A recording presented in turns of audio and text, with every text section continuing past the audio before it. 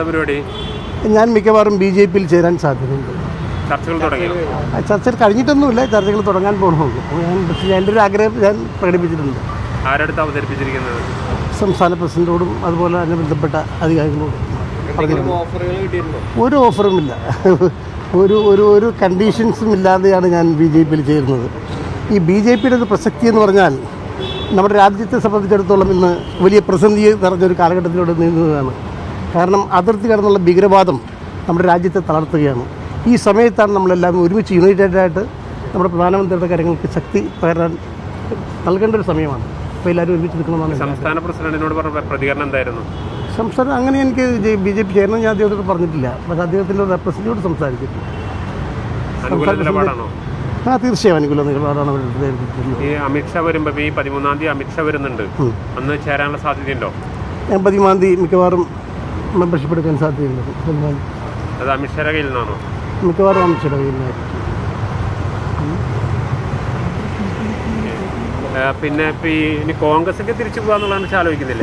ഇല്ല, കോൺഗ്രസ് ഒക്കെ അടഞ്ഞ അധ്യായമാണ്. നിങ്ങൾക്ക് UDF-ലേക്ക് കയറണമെന്ന് ആഗ്രഹിച്ച ഒരാൾ പിന്നെ BJP-യിലേക്കല്ലല്ലോ പോവാ, പക്ഷെ പ്രസക്തി നഷ്ടപ്പെടുന്നു കോൺഗ്രസിന്റെ. നിങ്ങൾ നേരത്തെ പറഞ്ഞത് ശരിയാണ്. UDF-ലേക്ക് തിരിച്ചു പോകണമായിരുന്നു ആഗ്രഹം, അത് നടക്കാതായി ഇപ്പോ വിട്ടു. പക്ഷെ അങ്ങനെ നേരെ കോൺഗ്രസിലല്ലേ ചേരുന്നത്? ഒരിക്കലുമില്ല. കോൺഗ്രസൊക്കെ ശരിക്കും ഇപ്പോൾ ഒരു പിന്നെ അടഞ്ഞ അധ്യായം മാറിയാണ്. കാരണം ഒരു വികസന പ്രവർത്തന കാര്യങ്ങൾ നേതൃത്വം നൽകാൻ അവർ കഴിയുന്നില്ല. ഈ സതീശൻ പറയും 100 സീറ്റ് കിട്ടുമെന്ന് പറയുന്നുണ്ട്. എവിടെ നിന്ന് 100 സീറ്റ് കിട്ടും? ഈ അൻവർ വിചാരിച്ചിരുന്നെങ്കിൽ ഈ നിലമ്പൂർ മാർക്സിസ്റ്റ് കമ്മ്യൂണിസ്റ്റ് പാർട്ടി ജയിച്ചാണ്. 65,000-ലധികം വോട്ട് ഉള്ള ഒരു സ്ഥലത്ത് ഒരു ഭൂരിപക്ഷമുള്ള ഒരു മണ്ഡലമാണ് നിലമ്പൂർ. അവിടെ അവർ ജയിച്ചത് എത്ര വോട്ടിന്? 10-15 വോട്ടിനെ ജയിച്ചത്. അപ്പോൾ ഒരു 5,000 വോട്ട് അൻവർ മറിച്ചിരുന്നെങ്കിൽ അവിടെ LDF ജയിക്കുമായിരുന്നു. അടുത്ത നിയമസഭാ സംവിധാനത്തിൽ സ്ഥാനാർത്ഥിയാവാൻ സാധ്യതയുണ്ടോ? ഇല്ല, അതൊക്കെ അവരുടെ പാർട്ടി നേതൃത്വം തീരുമാനിക്കാൻ എനിക്കറിയില്ല. താങ്കൾ ലോകസഭയിലേക്ക് മത്സരിച്ചുള്ള ഒരു എക്സ്പീരിയൻസ്? അതൊന്നും പറയാൻ പറ്റില്ല. കാരണം ഞാൻ അച്ചടക്കമുള്ളൊരു സാധാ പ്രവർത്തനം. അതാ ഞാൻ പറഞ്ഞില്ലേ, ഒരു കണ്ടീഷൻസും ഞാൻ വെച്ചിട്ടില്ല BJP-ക്ക്.